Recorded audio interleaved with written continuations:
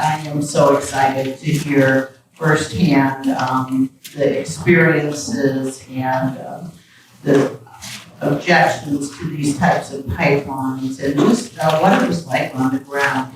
But to jump into that, for those of you that haven't been too deeply involved in this issue, we're talking about high-pressure CO2 pipelines, and those are coming to Illinois.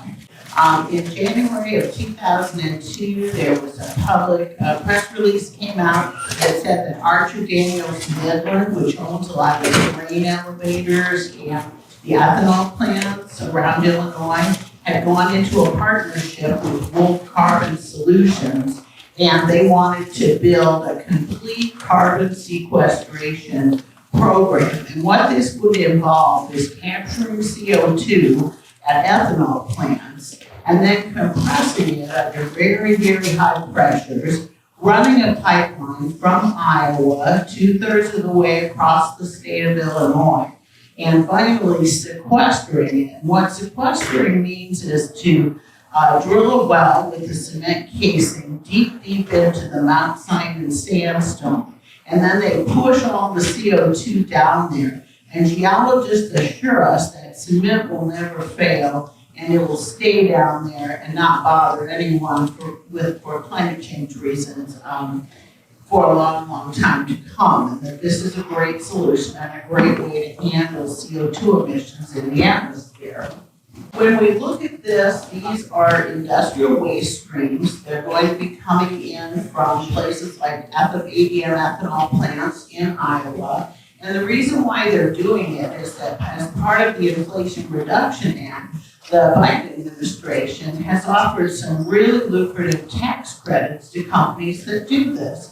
So if an ethanol plant were able to get involved in one of these pipeline and sequester schemes, they could potentially receive $85 a ton for their carbon. So it sort of set off a gold rush of people wanting to get in on these tax credits. And Illinois and North Dakota are the only two states that have a geology that is amenable to actually storing this CO2 in geologists' expert opinion. We question whether that be safe, but it has certainly put a big bullseye on the state of Illinois. Here we are at the crossroads of the country, and now we're going to have pipelines coming, I believe, ultimately from east or west, unless we act decisively to nip this in the bud and stop the pipelines that are slated for us. Now, some people say, Tracy, we've had pipelines for 30, 40, 50, 100 years, and they aren't so problematic. Why are these different?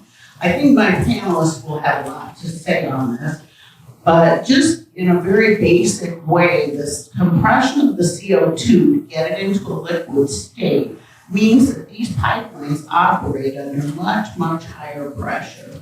And the higher the pressure gets, the more demands it places on the pipelines. The welds have to be better, the materials have to be better. The siting of the pipeline has to be better so that it avoids any kind of stresses that could act on the pipeline and cause it to fail. We are also concerned because part of the process of capturing CO2 has to do with getting rid of impurities. It has to be very, very pure CO2. Otherwise, it could begin to act in a negative way on the inside of the pipeline, weakening it from within. One of the biggest impurities of concern is just plain old water, because when water and carbon dioxide mix, they create carbolic acid, which rots these pipelines from the inside out. So here is a map showing the potential location on that cluster of towns up in the upper left corner of the first map is the Quad City. So it's going to cross the Mississippi River north of the Quad City, and then it's going to come down through Henry County, through Stark County, and cut a diagonal through Peoria County. They go through Tazewell and a few others to end up in Decatur, which is where we think they might sequester it. On the other side map, which is a close-up of Peoria County, you can see that right now the bioenergy spur, which has been a long concern, is not shown on the map. We believe that Wolf has adopted a divide and conquer strategy. They've temporarily taken Peoria off the map, but I was on a panel with Wolf less than a month ago, and they told me that the Southside spur is very, very much under consideration. And I think that a number of people in this room could also testify to that. So we might not be in the current filing, but we are definitely still within their target area. The other part I've got called out there is the river crossing. If you're familiar with the area south of Mapleton, south of Bartonville and north of Mapleton, they're by South Pekin. That's where it's going to cross the river. They have a similar game plan in Pekin that they had coming up through the south side. They are picking lower income areas. They are picking places where they don't think people will stand up and fight back. 3 neighborhoods in Pekin, Normandale, the Midway, and the South Pekin neighborhoods all have, moderate housing stock, and they've been targeted very heavily for a pipeline location. It's simply cruel the way they set these routes. They don't look at where churches, schools, residences are. They just pick things based on property value to see where can I get this thing ran through the most cheaply. This is give you an idea of the kind of damage that a pipeline accident can do. And I don't want to steal that discussion from the people who have actually lived through it. But needless to say, when a pipeline is under such high pressure and any sort of pipeline failure occurs, the pipeline can literally unzip and release a huge amount of CO2. It's a colorless, odorless gas. It's heavier than oxygen, so the mix of air at ground level changes. It increases the amount of CO2 displacing oxygen and very quickly becomes asphyxiating. People can't breathe. There are all kinds of problems. And again, we're going to hear firsthand what that's like. The impacts are very serious. I mean, we are concerned first and foremost about health and safety, and that's the primary reason for our opposition. But we also know that it's very detrimental to the prime farmland that we have here in Central Illinois, and the agricultural impacts to farmers include soil degradation and lower yields. We know there will be impacts on the many homes, businesses, churches, schools, nursing homes, hospitals that are all in the path of this pipeline. We know that local governments are going to have to deal with beefing up EMS response, everyone from dispatchers to fire and police to ambulance units and hospital ERs. And we don't feel like that burden is being borne in any way, shape, or form in anything Wolf has proposed to do. So we're very concerned that it's going to be everyday citizens who end up paying for all of that. And who establishes what's safe? All of the pipeline safety is regulated by an organization called the Pipeline and Hazardous Materials Safety Administration. They're part of the Department of Transportation that builds our roads. We know that they are drafting new rules for these types of pipelines now. And those rules won't even be available in draft form until June of next year. So again, it's pretty clear to me why Wolf is anxious to push this pipeline project through.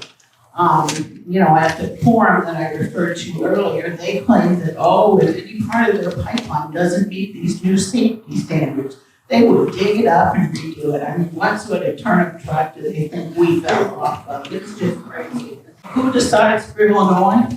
It's the Illinois Commerce Commission. They basically have to assure that the pipelines meet the FEMSA safety standards and that they follow Illinois law. So what permissions is Wolf seeking from the ICC? They want to build a dangerous pipeline. They want a very cruel and callously drawn route. They want to take land by eminent domain. If they can't get folks with voluntary easement, they want permission to take their land by government fiat. And finally, they want to proceed without Illinois customers. They don't even have anyone who's willing to supply waste for this that's located in our state.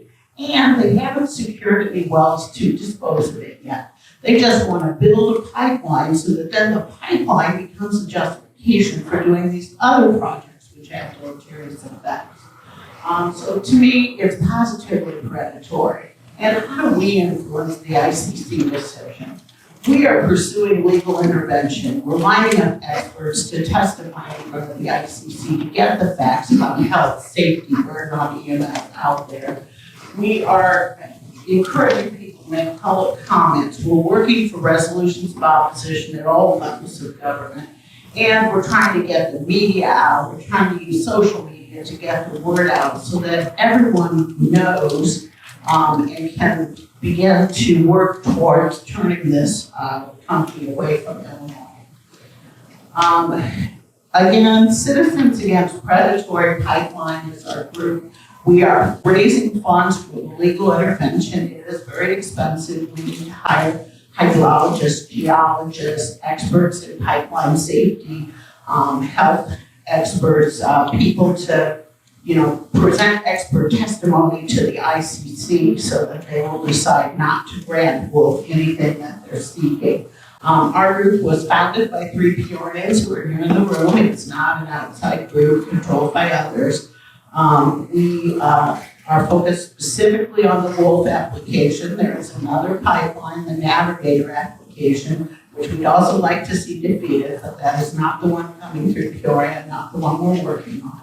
And we're pursuing 501c4 status. Unfortunately, that means donations aren't tax deductible, but that puts us on the best footing to be able to intervene and do advocacy work wherever it's needed. So I hope you'll consider becoming a member. HANA has membership forms at the table over there. We've also got a donation jar, and we're proud to unveil now that you can text Stop Wolf to 801-801 and make a donation online as well. Thanks so much, and I'm going to pass it to Doris to dig in a little bit on the Southside impacts.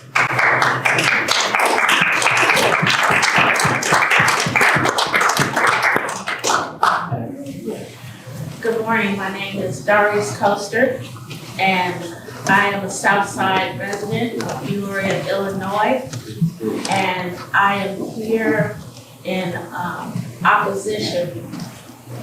Closer? Is this better? This is that mic sign. Oh, hello, that is? No. You turn it off. Has the direct mic speaks ready too? Okay. Yeah. All right. Thank you. So I am here as a resident, as a mom, as someone who has a nonprofit and committed to my neighbors. I'm standing here, and since I have found out about the proposed carbon dioxide pipeline, I have tried to be open-minded about the issue and consider all sides. But honestly, standing here, I cannot think of one good reason to allow this pipeline to be built, especially through the underfunded, disadvantaged area of Peoria known as the Southside. We're a food desert. We lack some of the basic things needed, including pharmacies, even places socially to be in safe spaces. Those are some of the things we currently face. So adding a proposed carbon dioxide pipeline to a long list of needs, it makes me wonder what leadership is really thinking about. And then I find out about the federal tax credits involved. And if money was signified by glasses, putting on $1 billion pair of glasses and looking at an issue can sometimes make things that are very unsafe and wrong maybe start to seem a little okay. That's not the case. I'm standing here for people who cannot speak for themselves about this issue. I'm standing here representing a large swath of the Peoria area who don't even know this issue is being considered. Of the 14,010 residents on the south side, I I would say probably less than 10% even know about the issue. And this issue is life and death. I'm gonna go back to looking at all sides of the issue. And that's why this wonderful group of people are sitting here, so that you can talk to them directly about their personal experiences with a carbon dioxide pipeline that actually blew in their area and how they're affected. They're affected in ways that money won't reverse. Loss of life, for me, is more serious than any amount of money you could make as a company. So I'm hoping that Peoria will choose people over pipelines. I'm hoping that this is another opportunity for us to stand together. Look around this room. This room needs to be packed out with people who are then willing to leave this room and go into the neighborhood and say, do you know what's going on? Let me tell you a little bit. How about you Google carbon dioxide pipelines and find out for yourself. Educate yourself on this issue. So I don't want to overstep my time. I want to really get to the meat of the discussion. And I thank everyone who came for being part of this discussion.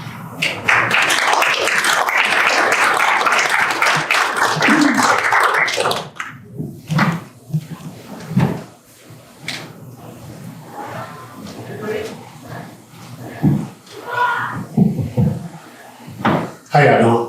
My name is Deemmeris. I'm a resident of Satartia, Mississippi. And as Ms. Debra'e said, you never know what's going to happen.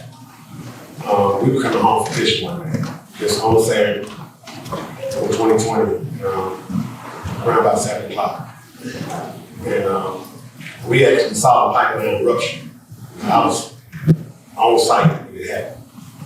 And our car shut off, and we shut off. I mean, you don't know how I feel to die, that's how it is. It's over. I woke up at 11 o'clock at the hospital. This man saved my life. But I can honestly tell you what goes on, the aftermath of that, I've never been the same. You know, it changed my life abruptly and immediately. I mean, and for it to be coming down through a community like this, I have to say no. I've lived through it, and I thank the good Lord, because I think an angel that came down and covered us up until this guy got here. Till they said him to come get him. You know, with me and my brothers, and my brother and my cousin. There was 3 of us in their car. And he came and got us. When I woke up at the hospital, and I've been going through. I reenact this thing every day of my life. I wake up in the morning, and actually, I haven't slept 8 hours in 3 years. You know, because I wake up sweating, you know, and she'll tell you more about it, because I don't even know myself. You know, suffering short-term memory loss. You know, CO2 is harmless, you know, but, you know, at the same time, it's something else. So I advise all of you all that's in here and that's in attendance, and anybody that's listening on social media or whatever, if y'all can stop it, stop it.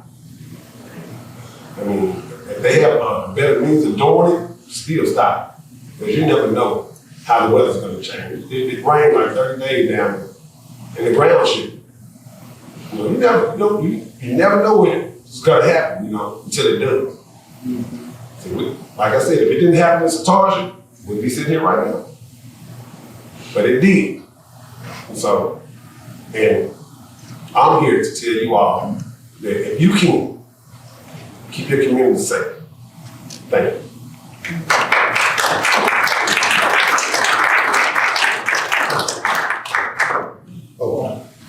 I'm Debrae's wife, and I'm here to just tell a story from the effects of this thing, from being a county, what happens when being up on the CO2 so many hours. I can truly tell you that he's not the man that I met. He doesn't sleep. He can't stay focused. And I'm like the dang rock. I just constantly have to remind him what to do. Make sure he doesn't do this. Make sure he doesn't leave nothing on the stove. If you cut the grass, he can't go cut the grass. I mean, the whole yard, he got to do pieces at a time because he'll get short-winded. And of course, you know, Mississippi is, the humidity is real bad. But since that experience, he's constantly hitting his asthma all day long. He was on oxygen for about almost 6 months after the accident. And you know, they tell you that it's not gonna hurt you, but from my experience being with him, he's not the man that I once knew. I mean, seriously, he can't stay focused. He's jittery all the time if he goes to sleep. He may sleep 3 to 4 hours a night. He gets up all through the night walking, just hitting the asthma pump. I'm like, honey, is you okay? Is you okay? You know, they don't understand that the aftermath of this thing. I'm not against it if there's a proper way of doing this, but if something happened, how can you equip these people? And then the long-term effect, I don't know if he's gonna be the next 5 years. I don't know, because nobody has researched this thing of a person being in a county CO2. He's been on there for 3 hours. I don't know how long he's gonna last. May come in one day, he may have lungs already damaged. So I gotta deal with what's coming. I'm not against I'm not saying that I'm not against the pipeline, but please come up with a proper way, and especially the community. If this happened in your community, how can you equip them? How can you equip these people? I was down there when it happened. And I don't know if it was a cutoff point or what, but people didn't come up to the doors and knock on the door and tell everybody that something exploded. And I was right up the hill from it. I had to leave and come down to the end of the road, and that's when I seen the first responder. But no one called, nobody came to the door. I'm not knocking no first responders because they did the best job that they could, because they wasn't really equipped to what was going on either. But prepare the community for what may happen, because you never know. You never know what may happen. And if it happens, what is the effect after this thing? And that's all I have to say.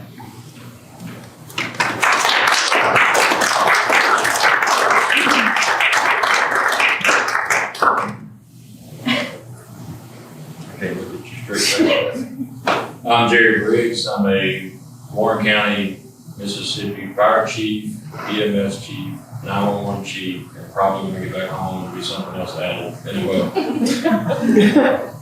But I've been doing this for 28 years, and we got called or invited to come to Yazoo when they had the rupture of the pipeline. And they didn't know what pipeline they had. I figured it out probably an hour after I got him with his brother and cousin out of their car. It's to kind of put it in perspective for you. If you took 3 blocks, and we did some riding last night, you took 3 blocks right here next to us and emptied all the people out, let those doors open, the lights on, and it's just like a ghost town. Cars sitting in the middle of the road, not running, lights on. People, when I approached the scene, people were on the side of the road throwing up, couldn't walk. So, yes, CO2 is harmless. Y'all know what you breathe out, every breath you're breathing out in this room? CO2. We've got some plastic bags we're gonna hand out, we're gonna put them under our heads and breathe in CO2 for a little while. and see if it's harmless. You're exactly right, it's not like natural gas, it's not like some of the bad gases out there that you breathe and you die. It's an oxygen displacing gas. So to push all the air, all the good stuff that we want to breathe out of this room, and you can't breathe. And there's a medical term for it, it's called hypoxia, right? That's low oxygen, and we're breathing in no oxygen. We're only breathing in 21% of the oxygen in the atmosphere anyway. We only use 16% or 5%, we expel 16%. So we don't have a lot to begin with, technically.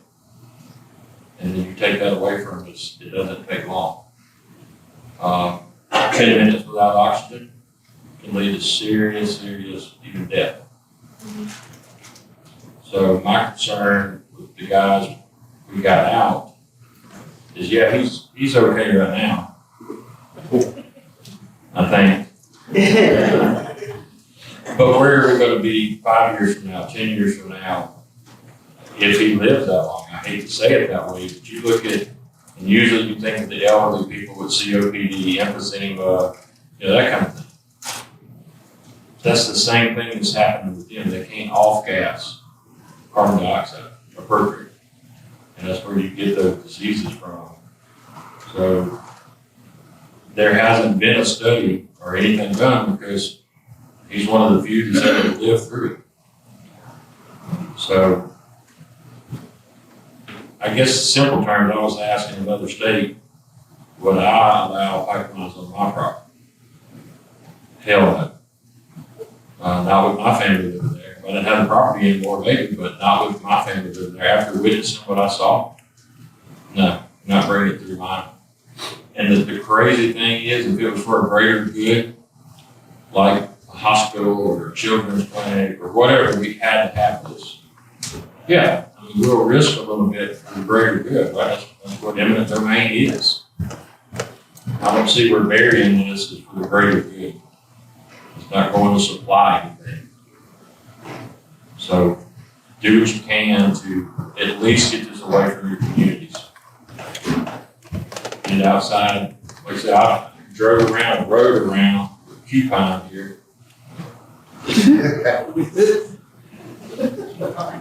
And resources are already limited in this community. I didn't see, we seen one police car. I didn't see an ambulance. I didn't see a fire truck. I didn't see anything right around. So it would be definitely overwhelming if that comes through and something does happen. PHMSA, yes, I think she said they were coming up with new regulations. Our pipeline had 5 violations of current policy. They paid, and I don't know the exact figure, but somewhere around upper $2 million. Slap on the wrist for a $400 billion a year company. And we're back to business as usual. So you can make all the policy, PHMSA can make all the policy, but obviously they don't have the personnel to police those policies. In that street out there, I think it was 30 miles an hour. But if you know there's no police, you go drive 30. I'm not, she did. So that's what you get in the pipeline. Had they not had the 5 violations, we wouldn't be sitting here talking. So we don't need more regulations. Just to say we have regulations, you need more enforcement. And we don't have that. And everybody's shorthanded. And the government is not exempt from that too. So please get out and tell your citizens to get out. The only way it's going to stop is a voice. I didn't know there was a pipeline in my county, not that pipeline. I knew about natural gas, I knew all the things, and the reason why I knew is they come every year and educate us and that kind of thing. I never met these people, never knew it existed in my county. I've met them now. They gave me some gas monitors and, they've been in my office 2 or 3 times. The first thing I got from this company, I asked about a map. And I was drawing over here. It kind of looked like some 2-year-old drew a map. It was literally the outline of my county and the line went through. Does me no good as a responder. I didn't know what neighborhood that was. I just went through our county. Since then, I've got some aerial photographs and that kind of thing, but too little too late for him. So, your voice getting out of your neighborhood and standing up is the only thing that's going to stop it. And if they can't stop it, you can't stop it. Be educated.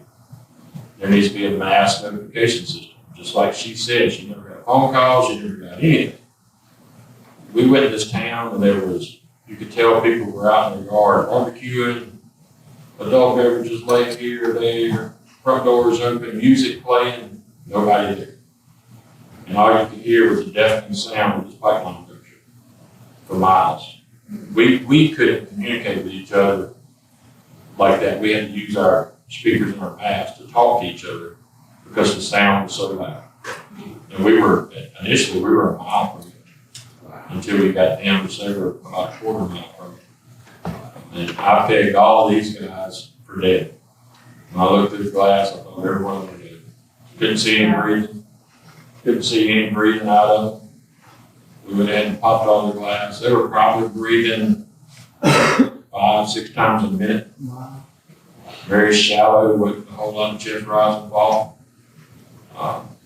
You drag them out, there was no movement. And it was pretty much like they were deceased. And never seen, nobody came conscious the whole way back as we drove them out. We had to drive them 5 miles out from where they were at for us to get them to safety. Our vehicle couldn't run, I know your responders here, they're firemen and they're good people. But it's hard to get there when your truck won't run.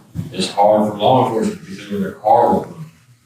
We ended up transporting one of our deputies to the hospital that night because he was doing what law enforcement does, trying to save people, and he ended up being one of our victims. There is no magic for residences. I can walk this whole street during the leak. As long as I have my air on, it's fine. But it wasn't fine for him. So the first responders that I'm fearful of is our law enforcement partners. They don't have the equipment we have. They're usually the first ones to run in, and usually the first ones we drag out in a case like this. So, if it comes through mass notification, you gotta know.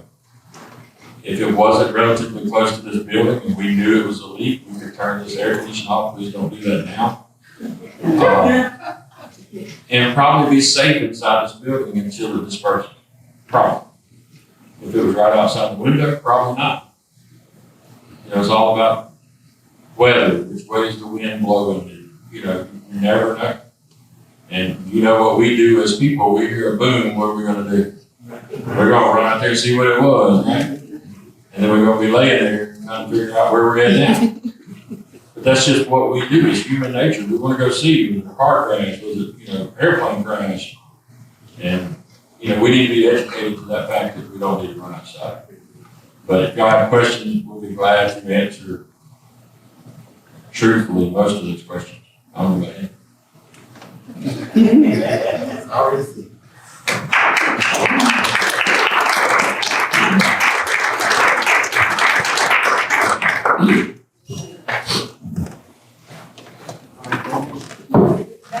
Oh, no, I was just gonna ask him if the residents have. The problem is nobody can. Okay, do you want to just get one of us? Oh, that sounds great. I was just gonna ask him, I thank God that you're still here. I was gonna ask if the rest of your, family members make it as well. They're at home, somebody had to be the spokesperson, and they elected me. My brother, you got the short straw. yeah. Like I said, I don't know what happened after that happened. I can tell you what happened on the aftermath, but during that, he already explained it. My brother and cousin are doing fine. Well, my cousin was a truck driver, but since this happened, he had pretty much stopped driving trucks because his eyesight got bad. I ain't gonna tell him. I don't know if that caused it, but he's a young man, He's been a truck driver, but he had to stop after that because his eyesight got bad. I think it was dealing with that. Okay. But for the most part, like I said, PTSD, post-traumatic stress, and anxiety, and but by me having asthma, that happened, it made it a lot worse for me. And but for the most part, we are all still here. For the most part.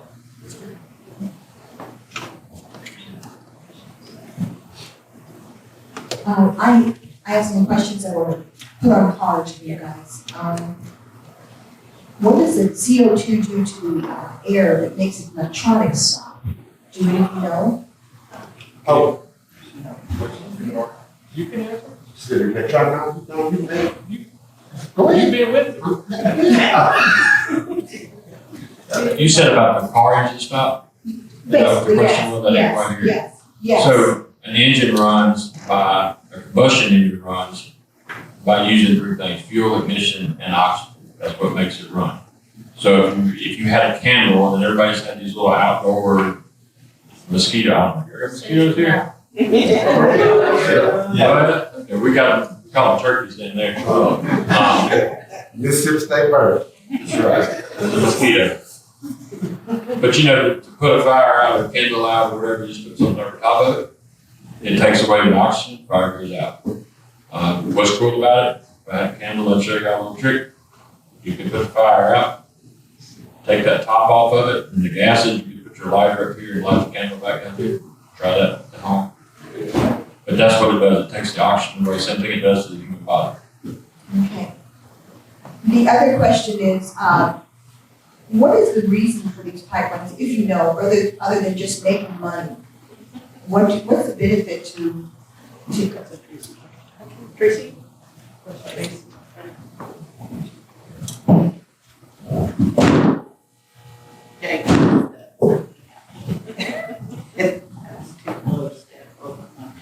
Yeah, when the idea of the Inflation Reduction Act was talking about, like, what are we gonna include in it, how are we gonna address climate?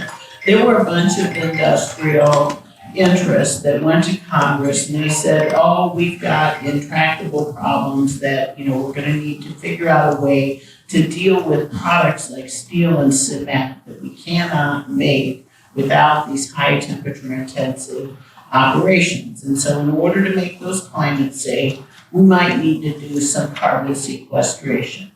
Well, they got more and more traction with that, and they decided, hey, let's use these old tax credits and raise them up to really high levels and get folks interested. Industry did what industry always does. They don't look at solving intractable problems. They look at how do we make the fastest buck possible. And ethanol plants create super clean CO2. Some of it can be skimmed off and used to carbonate a keg of beer, for example. But now they figured, hey, it'll be pretty easy to collect that. Cost a lot less than trying to figure something out at a steel mill or a cement plant. So there's been just this bonanza, like a gold rush, to run these pipelines and pick off this low-hanging fruit. I mean, ethanol, a very small part of the overall energy puzzle. CO2 from ethanol, very small part of the overall climate problem. But it's become really popular to work on because it's a really cheap problem for industry to solve, meaning that they can get most of the money of that $85 a ton in profit. That's plain and simple why.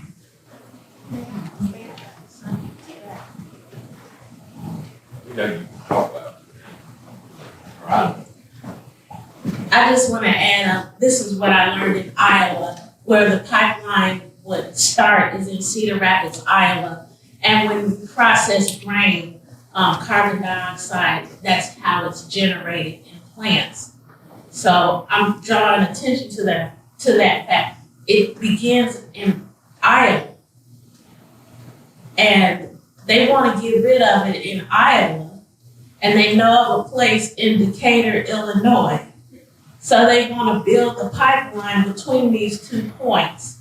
If I could draw your attention to the map on the wall here, and you can take a look at it before you leave, that red line represents the pipeline going through Peoria.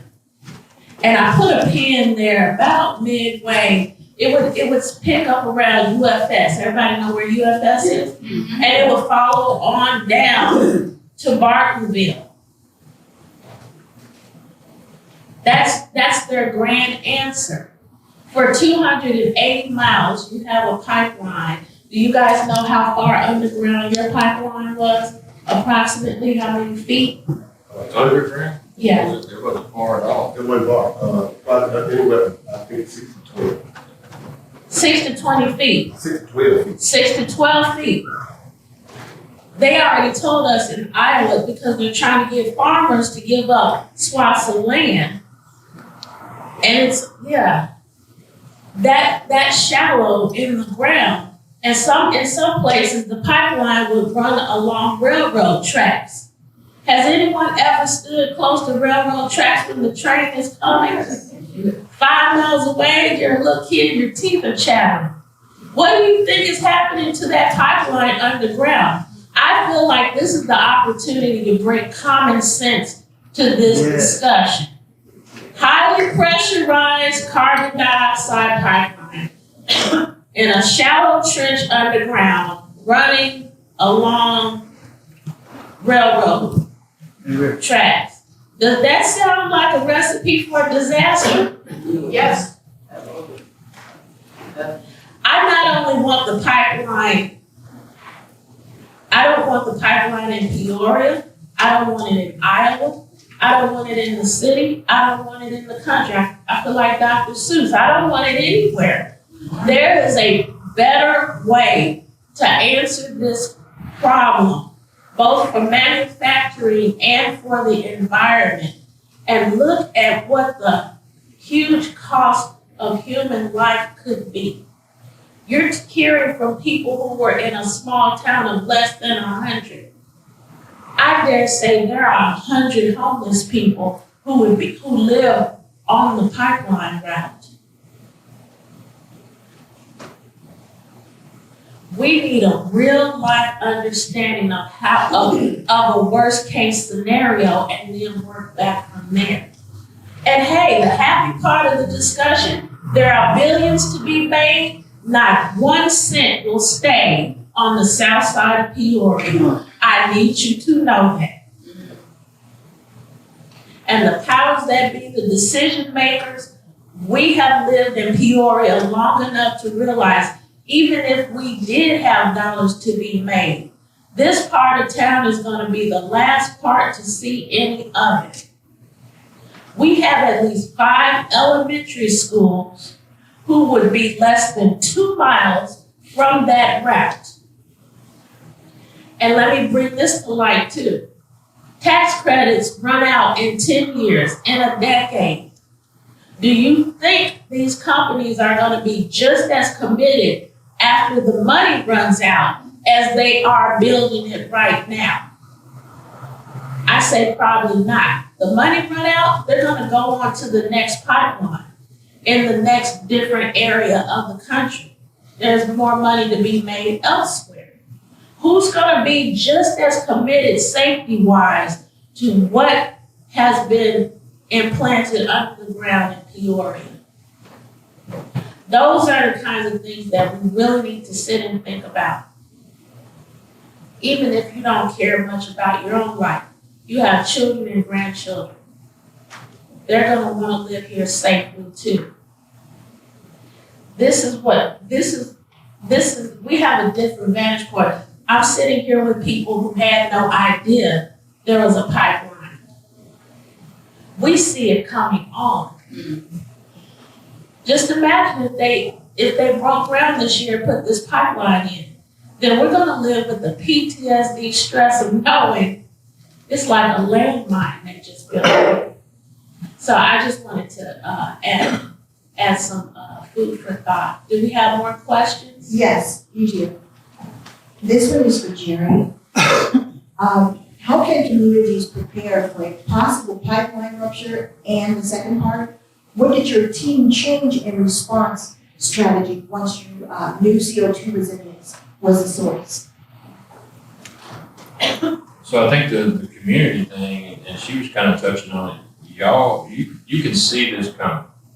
You know, because of what happened to him and the people in Satartia, had that not happened, we wouldn't be here talking, right? We just go on about our business like they did to us 15 years ago, 20 years ago, whenever they put that pipeline down. Nobody said anything. It's harmless. So I think the biggest thing the community can do is just be aware and fight to get it away from your community. I'm not saying it don't need to exist, but in the airplane, I've seen a whole lot of places that didn't have a whole lot of nothing. That's probably where they need to be. I know when we were in Iowa, I heard it's going to be 4 feet. Wow. I just put a gate up and my posts are 4 feet in the ground. So if I didn't know there was a pipeline down there, we would have another rupture. Y'all may have different ground up here, but if we don't bury them deep there, we're gonna have a problem.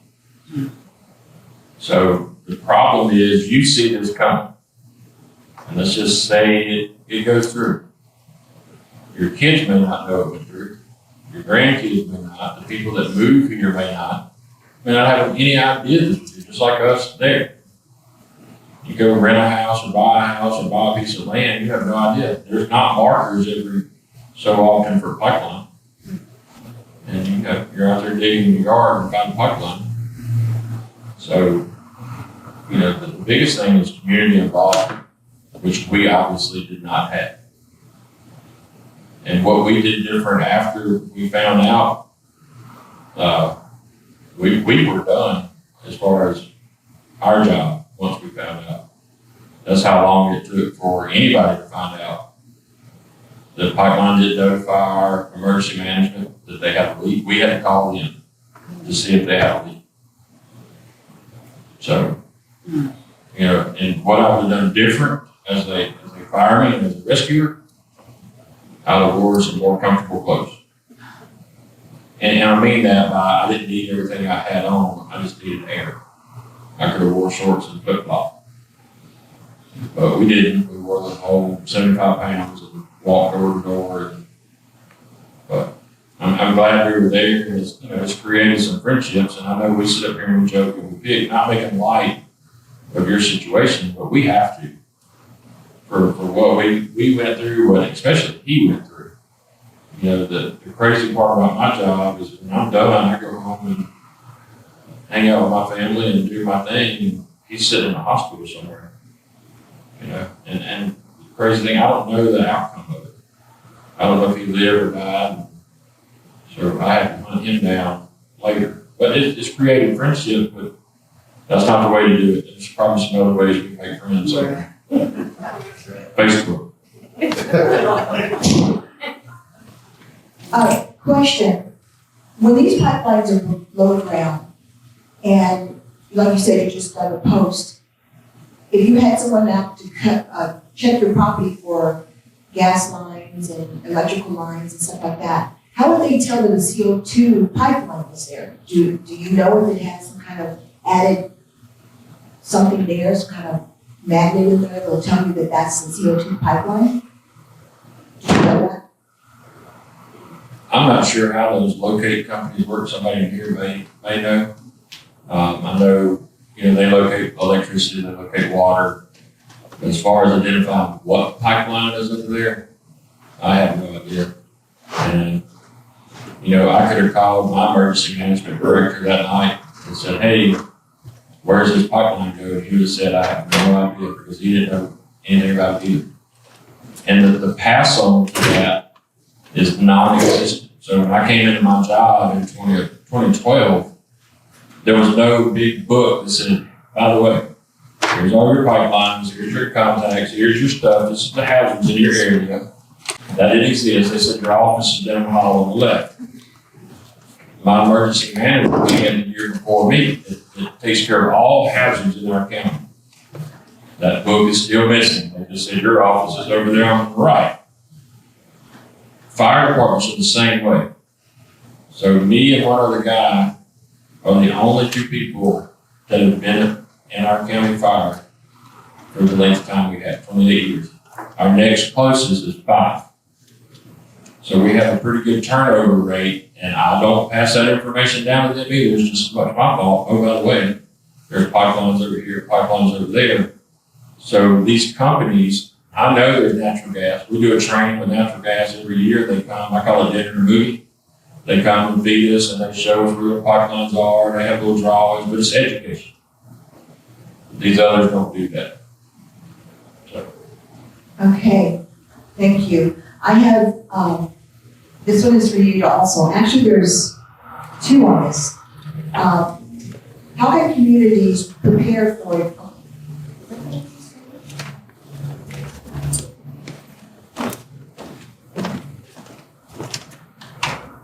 How is excess CO2 been processed now by ethanol plants? has the Mississippi pipeline been replaced?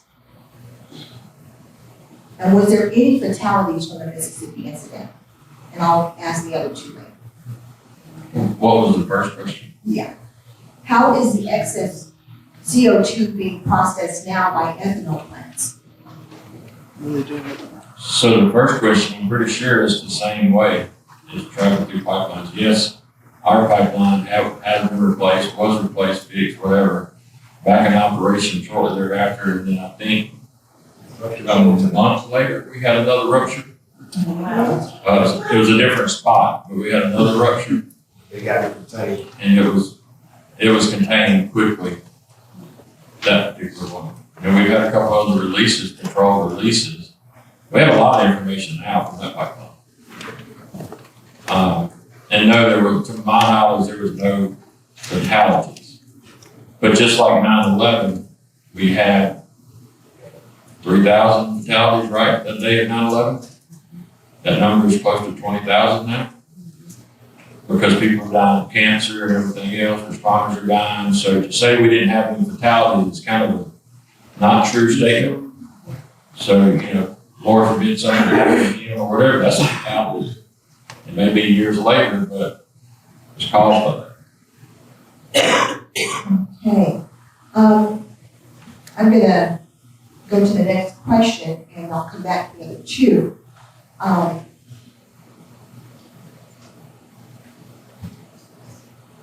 It seems that the community uphill was less affected. How far uphill did the rupture affect people? It was a weather map.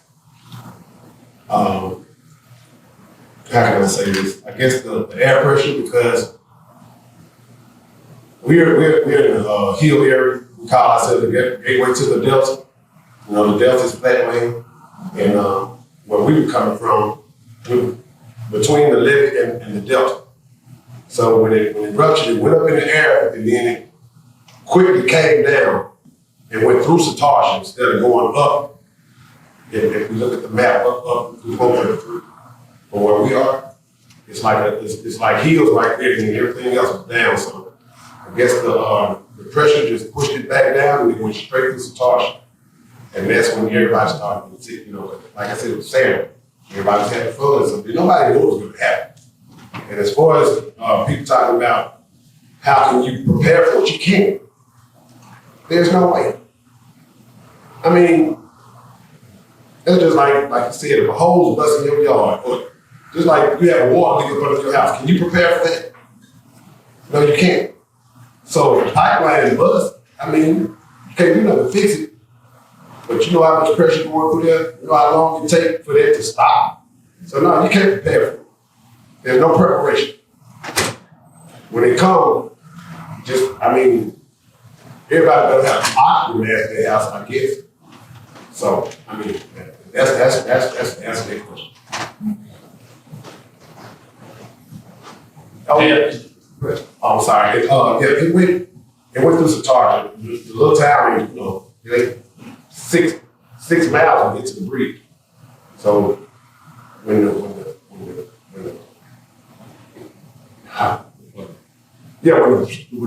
plume went down, it just rushed on down through and went in and went out. Just like that. And I was just going to clarify that where this rupture was kind of at the bottom before you go up the hill. And just what we did was plume modeling through the weather service, and it showed us the track. So like she was saying, nobody ever came to her house. That's because we were going the way the plume was taking us. There wasn't no sense in going the opposite direction initially. So we wanted to reach those people first. And so here we go around it. And I don't know how big, Google Satartia gas leak, you can see the ice. Well, that picture was taken the next day by our emergency management agency. Probably midday the next day. You see the ice that was there. Multiply that times 20. It was ice in the trees, ice everywhere. It was ice about that thick in the roadways. And it was like walking in powder. And as a matter of fact, you can't feel anything. I thought it was powder. So it freezes everything. We had wildlife dead in the area. Yeah, very rural area, they can't breathe it, same process. I'd like to add a fact about carbon dioxide. Under a situation where it would be a pipeline blast, it removes all the oxygen, and carbon dioxide is heavier.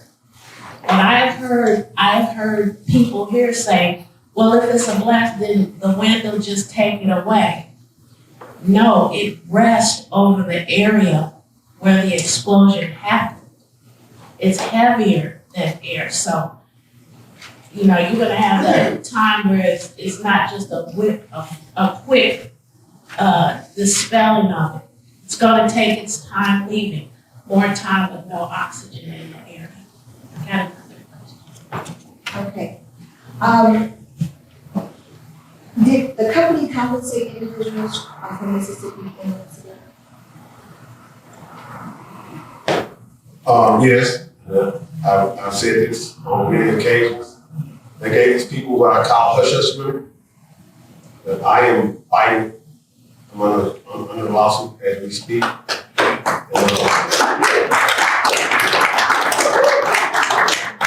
They tried to get in contact with me, but I told them, I said, no, I got somebody talk for me. And I don't talk for everybody else. Good Lord did bless me to make it happen. Son of my guardian angel. Like he said, it's a better way to make friends. But it's a great way to make a buck. All right. So, but no, they gave what I call this hush money.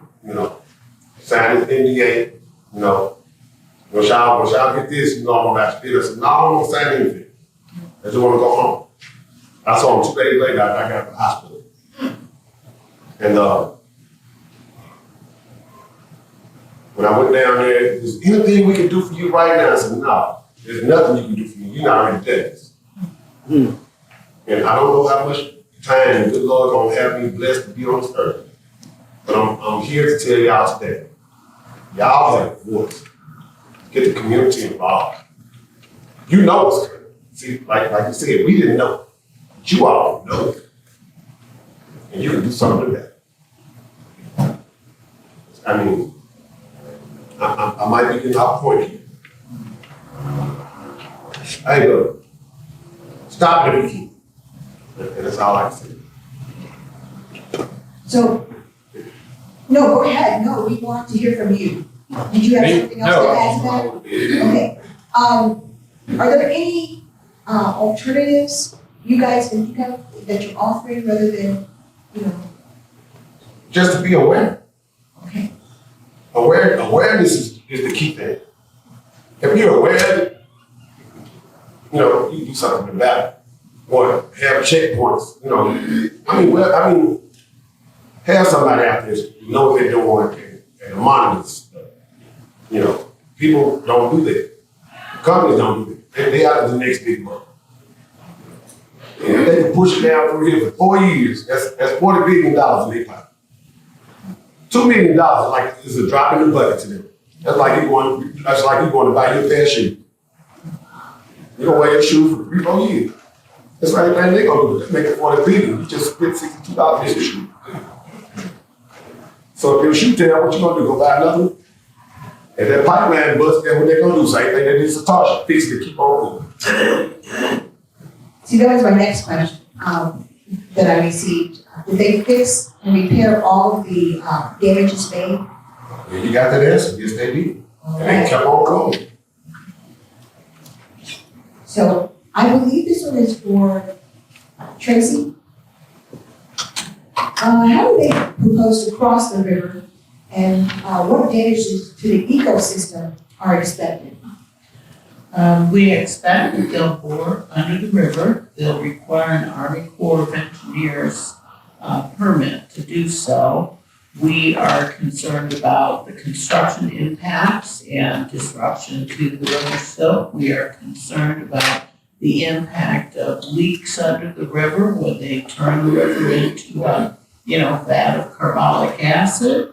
What would be the impact of a slow leak, going into the water? We really don't have any information at all on modeling about what a leak under a major watershed would look like. But we are extremely concerned because this pipeline crosses the Mississippi, it crosses the West Fork of the Kickapoo, it crosses the Spoon, it crosses the Illinois, it crosses the Mackinac. So it's not just one river crossing, but there are a lot of major crossings and dozens or maybe even hundreds of smaller stream crossings. So wetlands could be impacted all the way across the state.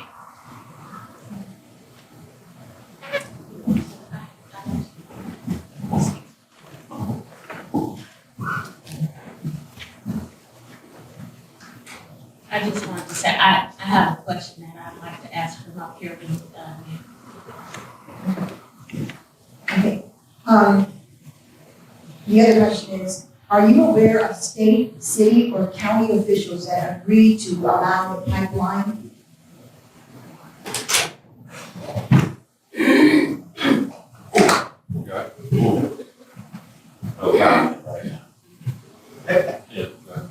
I'm not aware of any locally, back when that happened. We're kind of one of those, and I don't know how the counties up here are. Our county doesn't have building codes or anything like that. The only thing that we permit is anything like, in the flood area that we're at. That's the only time we worry about it, it's in the flood area. I'm talking about underwater. I don't know what it looks like we're crossing the Mississippi River in our county, and it goes to Louisiana. We had a record flood in 2018. It's called a Blackwater flood. Looked at a 100-year flood. We were doing boat patrols in the community. And noticed the water building, like something was leaking under there. Didn't pay much attention to it. It maybe propane tanks or whatever is in the water. And later, we traveled that route by GPS by car, the same we did by boat. And it was actually going out, it was a pipeline, the CO2 pipeline that was leaking. But obviously underwater, it wasn't affecting us. How long is that pipeline? It's not real long, right? It's probably, just trying to off the top of my head, maybe 100 miles. It doesn't go very far. It ends in Delhi, Louisiana.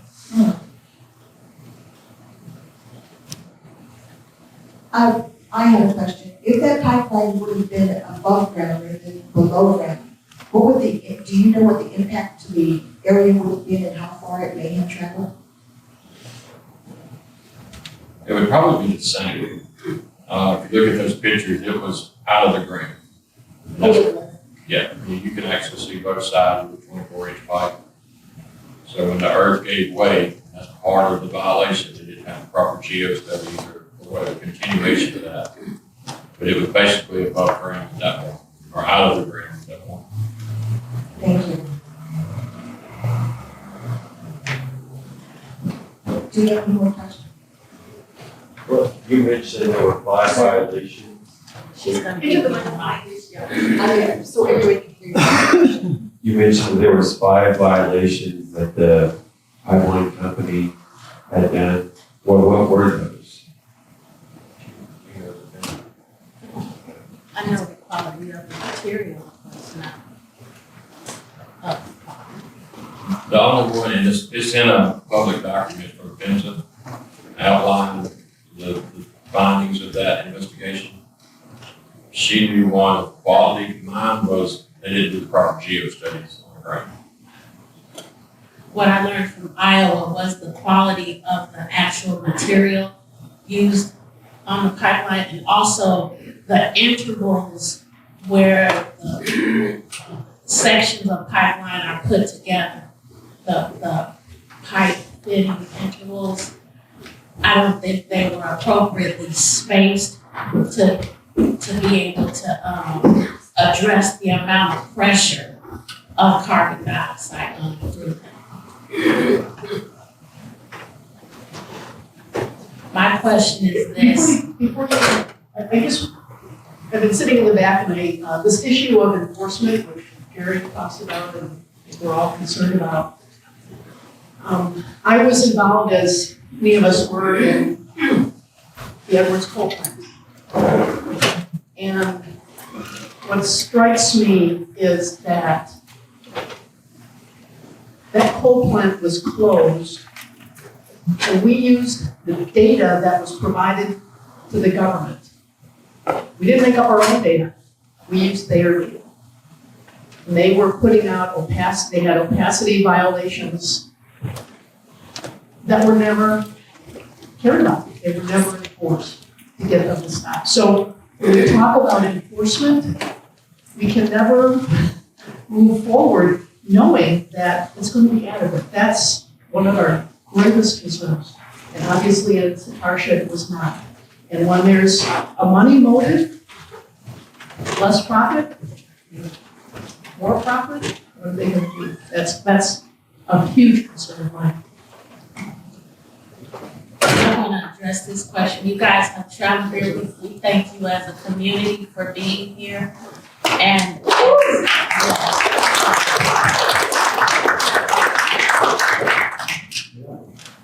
as citizens, as homeowners, as members of the community, do you have any advice for us as we continue our fight against the carbon dioxide classifying proposal? All I can say is be safe. Be safe. And you only have one life to live, live it to the fullest. But be safe. Know your surroundings, know what you got going on your property. That's basically all I see. So I'll leave you with this. Was anybody in here, I don't know how old some people are, alive when they made the river? Whatever river this is, whatever. The Casey Key tore through here. No, what about the interstate? How those interstates? A little bit, yeah. Are y'all alive when they do that? I know you were alive. Railroad, anybody seen a railroad built? No? So my point is, and I got a question on this, well, they asked me, well, do you have any interstates in your county? Of course you have one that runs completely across the United States, I-20. Do you have any railroad? I sure do. I have one that borders my property at my house. Well, what about river travel? Yep, we have towboats that go up and down to the Gulf of Mexico, absolutely. And so aren't those hazardous? And I said, oh yeah, if we knew some of the stuff that they carried up and down these highways, we would never go on a highway again, right? Same thing in the river. They carry in the railroads are just as bad. I have this app on my phone, so when I see a train, I can enter any number on any of those cars, and it tells me how many cars in the train, where it's going, what's in those cars. And it makes you want to turn around and not wait there anymore because you know it's in those cars. But my point is, I chose to live there. But all of that in the river, the railroad, the interstate, I chose to buy my property with a train behind it. I chose to make all those decisions. They're forcing a pipeline on something you already exist. This wasn't when your grandparents were alive and before that when she was born. And, you know, it's the turn of the 1900s. So don't let them, and I made this comment on the North Dakota, South Dakota River was, I said, I wish they would come to my county and try to take my land. It's not going to turn out well for you. So that's just it. Y'all are here to stop it. You know, protect this from future generations. I just want to ask, because I heard the brother mention they offer hush money. What would make any politician or city leader allow something like this to be in their town or county when there's no benefit for the town or the county, and it's such a hazard that comes from this pipeline? But like, why would anyone in their right mind allow this type of pipeline through a city like Peoria or your town? It's called $8 million. It's called that money. So not money that's not coming to the city, you mean you're insinuating like some behind the scenes money may be given to city leaders or politicians? If the city leaders decide to run this pipeline down through here, their pockets gonna get affected. And that's basically what it is. This is a money thing. They don't, like the rural areas, you know what I'm talking about? People that don't get out and try to talk or try to protect themselves, you know what I'm saying? They're gonna throw some money in their face. Okay, this gonna help me out. We're just gonna put a little pipeline through here and we're gonna pay y'all $15,000, $20,000 just to run this pipeline through here. They're making it beautiful.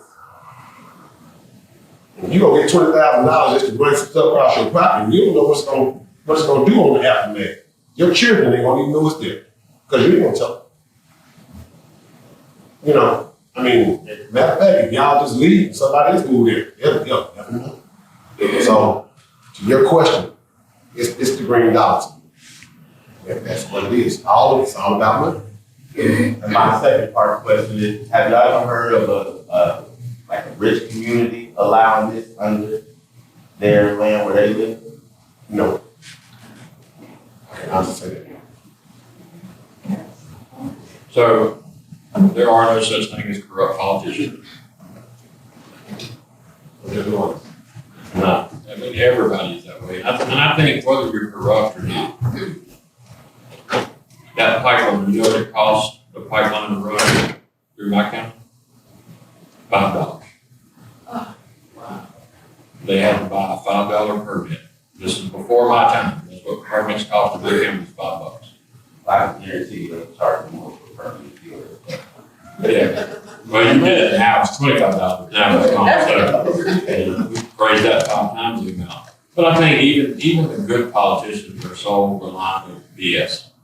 Just like y'all are being sold. This is harmless, we're not going to disturb the environment, it'll be on the ground, out of sight, out of mind. And, you know, and yeah, there's probably some even legal money taking place, you know. That's the reason we're giving tax credits and all that kind of stuff. It's jobs, and you try to look, okay, it's going to create 100 jobs in my community, which not in ours, but so there's a lot of different aspects to it. But I don't think that they're looking out for, they don't see what everybody else sees. So thankfully, we do have a Satartia explosion or rupture. Otherwise, you know, we wouldn't even be talking about it. So I'm grateful that he survived, his family survived. As of now, there were no fatalities. It opened eyes and opened doors for everybody to see what's happening. Could happen. We're all grateful as well, so thank you. Okay. I'd like to thank the panel. Definitely, we appreciate you being here. And we also would like to say, become a member. We have cards over here. We have a donation jar. We have sign-in cards. And you can also text now. So please join this fight. It's in everybody's best interest to get this stopped. Amen. Thank you.